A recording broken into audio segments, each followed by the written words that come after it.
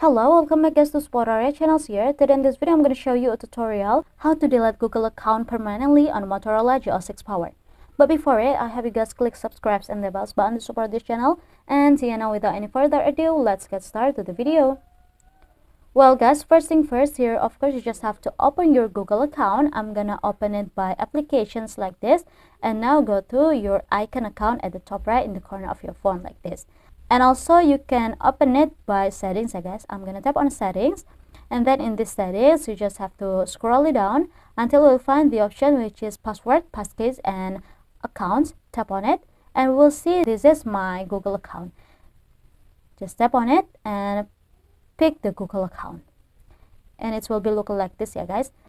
And also from the Google applications, just tap on this manage your account and it will be a similar.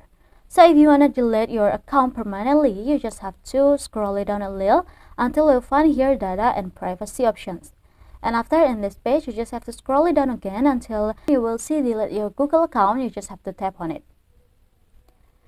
Now you just have to scroll it down until we'll find here the delete account, and before it you just have to checklist it first and tap on this delete account. In this page you just have to enter your Google account first, your email first. Now tap on the next.